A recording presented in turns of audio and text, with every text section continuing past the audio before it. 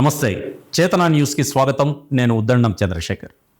గత 15 కంటే మోదీ ఎక్కువగా అప్పు చేశారని తెలంగాణ సీఎం రేవంత్ రెడ్డి ఆరోపించారు. ఆదాని వ్యవహారాన్ని చట్టసభల్లో రాహుల్ గాంధీ బయట పెట్టారన్నారు. కేంద్ర దర్యాప్తు సంస్థలను గుప్పిట్లో పెట్టుకుని ప్రధాని మోదీ కొందరికే లబ్ధి చేకూరేలా చేస్తున్నారన్నారు. దేశంలోని అన్ని ఈడీ కార్యాలయాల వద్ద కాంగ్రెస్ పార్టీ ఈరోజు ధర్నాలు నిర్వహించింది. ఈ సందర్భంగా సీఎం రేవంత్ రెడ్డి ఈ వ్యాఖ్యలు చేశారు. 183 లక్షల కోట్లు అప్పు చేసిన మోదీ తన పరివారాన్ని కాపాడుకోవడానికి ప్రయత్నిస్తున్నారని విమర్శించారు.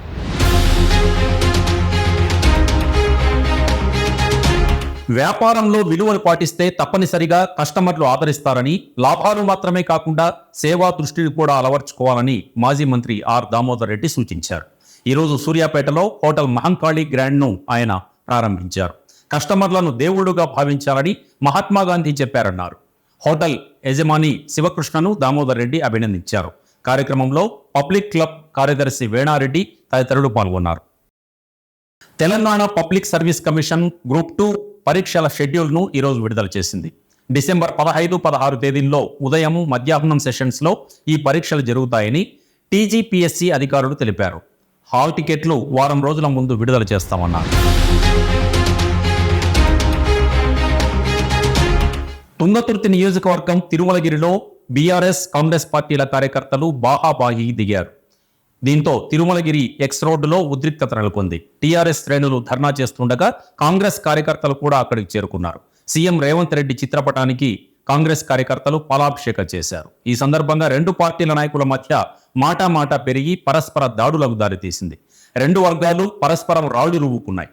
పోలీసులు ఇరు వర్గాలను చెదరగొట్టడంతో పరిస్థితి అదుపులోకి వచ్చింది. ఈ ఘటనలో పలువురికి స్వల్ప గాయాలయ్యాయి.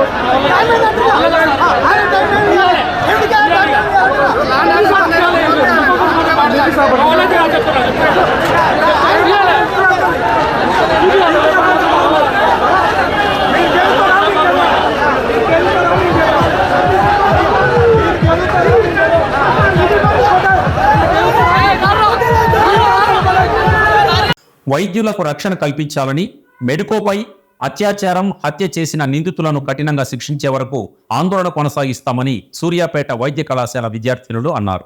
స్థానిక పొట్టి శ్రీరాములు సెంటర్లో వారు ధర్నా నిర్వహించారు. దేశంలో ప్రాణాలు పోసే వైద్యులపై దాడులు పెరిగిపోతున్నాయని, వీటి నివారణకు ప్రత్యేక చట్టం తీసుకురావాలని వారు డిమాండ్ చేశారు. ఏం పర్లేదు, తగ్గిపోతుందంటూ ఆశాకిరణాన్ని తెంపి చీటీలో పెట్టేస్తాడే అదే. రోగి జీవితానికి గొప్ప భరోసా అదే.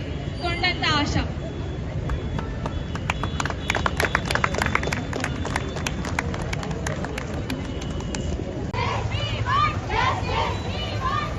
డాక్టర్ తమ పేషెంట్లను తమ పూర్తి సామర్థ్యంతో కాపాడాలని ప్రయత్నిస్తాడు. ఒక్కోసారి ఆపరేషన్ థియేటర్లో ఆపరేషన్ చేసేటప్పుడు తమ 100% నైపుణ్యం యూజ్ చేసినా కానీ అనుకోని పరిస్థితుల వల్ల అప్పుడప్పుడు కొందరిని కాపాడలేకపోతారు. అసలు ఆ పేషెంట్ యొక్క మెడికల్ కండిషన్ ని సరిగ్గా అర్థం చేసుకోకుండా ఆ పేషెంట్ తాలూకు అటెండెన్స్ అండ్ ఈ సమాజం చాలా తేలిగ్గా మెడికల్ నెగ్లిజెన్స్ అని ఆరోపణలు చేస్తారు. ఆ సిచ్యువేషన్ అర్థం చేసుకోకుండా కొన్నిసార్లు పేషెంట్స్ డాక్టర్ పైన తిరగబడతారు.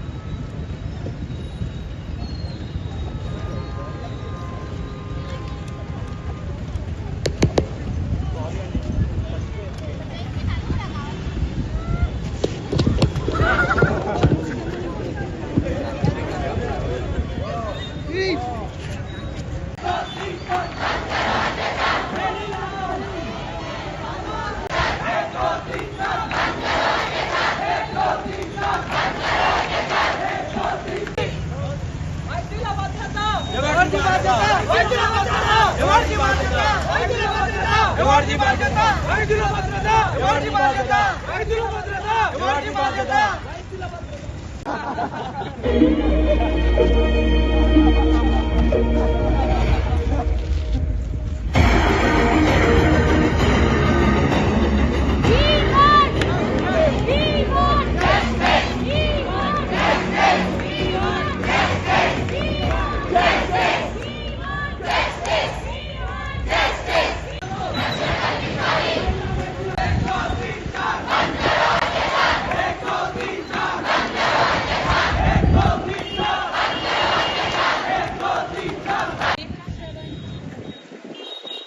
శ్రవణ 36 hour డ్యూటీ ఉంది, చాలా పని ఉంది, నువ్వు వెళ్ళు, నేను వస్తాను తర్వాత.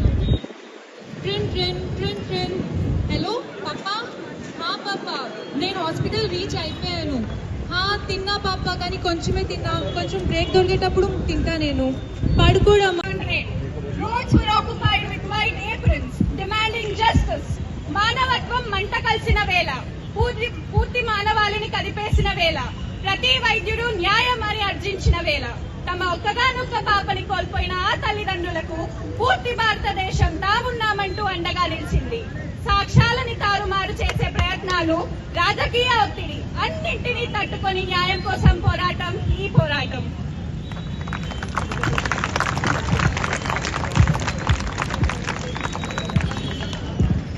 ఈ పోరాటం అంతా డిమాండ్ చేస్తుంది ఏంటంటే, బాధితురాలికి తక్షణ న్యాయం జరగాలి. సెంట్రల్ ప్రొటెక్షన్ యాక్ట్ ని వెంటనే అమలు చేయాలి. ప్రతి ఇన్స్టిట్యూషన్ అండ్ మెడికల్ కాలేజ్ లో రక్షణ మరియు భద్రతా చర్యలు వెంటనే చేపట్టాలి. ఇది వైద్యులు చేసే పోరాటం, వైద్యుల కోసం పోరాటం. ఇది వైద్యులు చేసే పోరాటం, వైద్యుల కోసం ఈ పోరాటం.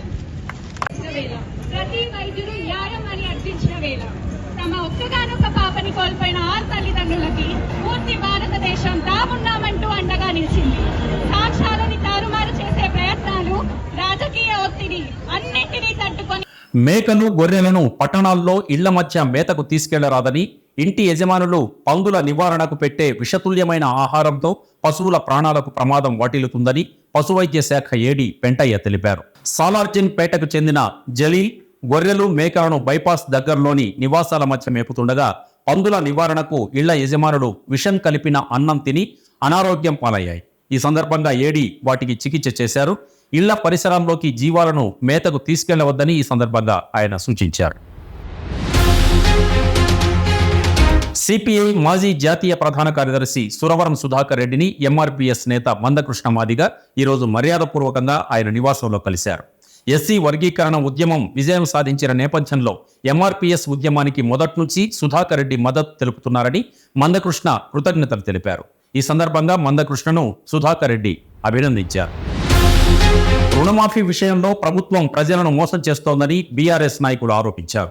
సూర్యాపేట వాణిజ్య భవన్ చౌరస్తాలో బీఆర్ఎస్ ఆధ్వర్యంలో ఈరోజు ధర్నా నిర్వహించారు.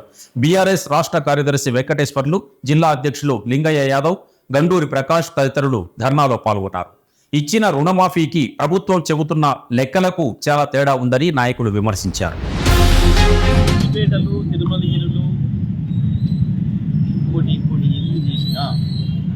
మేము మా దారిని వదలం. మేము రైతుల పక్షాన పోరాటాన్ని ఆపం. మా అహింసా పద్ధతులు, మా శాంతియుత పద్ధతుల్లో మేము చేసే పోరాటాన్ని ఆపం. రైతాంగానికి న్యాయం జరిగే వరకు, ప్రభుత్వం దిగొచ్చేంత వరకు తప్పకుండా రైతుల తరఫున కొట్లాడతాం. కేవలం రుణమాఫీనే కాదు, రుణమాఫీ ఇచ్చిన మాట ప్రకారం 49,000 కోట్లు ఉన్నమాట వాస్తవం. 2 లక్షల రూపాయలు రుణం తీసుకున్న రైతులు 50 లక్షల మంది పైన ఉన్నమాట వాస్తవం. అది చేసి తీరాలి. రైతు భరోసా వెంటనే ప్రారంభం చేయాలి. రైతు బంధు కూడా కేసీఆర్ గారు ఇచ్చింది గతంలో. మొన్న యాసంగి మీరు కొంతమందికి ఇచ్చేదైతే ఆపిలో మిగతా వాళ్ళకి ఇవ్వాలి. అది ఆ పద్ధతుల్లో రైతు భరోసా వానకాలాన్ని వెంటనే ఇవ్వాలి. మీరు కమిటీలు వేసినాం, ఇది వేసినాం, అది వేసినాం అని చెప్పి డ్రామాలు చేసి తప్పించుకునే ప్రయత్నం చేస్తే మాత్రం రైతాంగం మిమ్మల్ని వదిలిపెట్టారు. ఏ రైతుల దయా దాక్షిణ్యాలతో మీరు ఇవాళ అధికారంలోకి వచ్చినారో అదే రైతుల్ని మొదలు మోసం చేస్తున్నారు. తెలంగాణలో వ్యవసాయాన్ని కేసీఆర్ గారు పండగలాగా మారిస్తే మళ్ళీ మీరు వచ్చి వ్యవసాయ రంగాన్ని నాశనం చేస్తున్నారు, రైతులను ఇబ్బందుల పాలు చేస్తున్నారు. తప్పకుండా దానికి ఫలితం అనుభవిస్తారు, అందులో సందేహం లేదు. కానీ మేము మాత్రం ప్రధాన ప్రతిపక్షంగా ప్రజలు మాకేదైతే బాధ్యత ఇచ్చిండ్రో, రైతాంగం మాకేదైతే బాధ్యత ఇచ్చిండ్రో తప్పకుండా రైతుల వెంట నిలబడతాం, ప్రజల వెంట నిలబడతాం. ఇటువంటి దాడులను ఎదుర్కొంటాం. తప్పకుండా శాంతియుత పద్ధతుల్లోనే మేము ముందుకు పోతాం. మీ ప్రభుత్వాన్ని మెడలు వస్తాం. ఎంఆర్పీఎస్ నేత మందకృష్ణ మాదిగ ఈరోజు తెలంగాణ సీఎం రేవంత్ రెడ్డిని కలిశారు. ఆయనతో పాటు మంత్రి దామోదర రాజనరసింహ కూడా ఉన్నారు. ఎస్సీ వర్గీకరణ ప్రక్రియను వెంటనే పూర్తి చేసి అమల్లోకి తీసుకురావాలని మందకృష్ణ ఈ సందర్భంగా ముఖ్యమంత్రిని కోరారు. సుమారు గంటసేపు ఈ అంశంపై మందకృష్ణ బృందం సీఎంతో చర్చించింది. ప్రస్తుతం విద్యా ఉద్యోగాల భర్తీ నేపథ్యంలో త్వరగా ఎస్సీ వర్గీకరణ చేపట్టాలని మందకృష్ణ కోరారు. తెలంగాణ ప్రభుత్వం ప్రతిష్టాత్మకంగా అమలు చేస్తున్న రుణమాఫీ పథకం 3 విడతల్లోనూ అకౌంట్లో జమ కాని రైతులు ఆందోళన చెందవద్దని అధికారులు తెలిపారు. రుణమాఫీ కాని రైతులు పట్టాదారు passbook, bank account, Aadhaar card xerox కాపీలను అప్లికేషన్తో పాటు జత చేసి వ్యవసాయ అధికారులకు అందజేయాలన్నారు.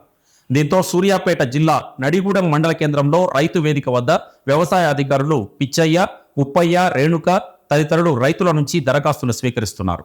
ఇంటింటా ప్రభుత్వం సర్వే నిర్వహిస్తుందని, రైతులు అధైర్యపడవద్దని అధికారులు తెలిపారు.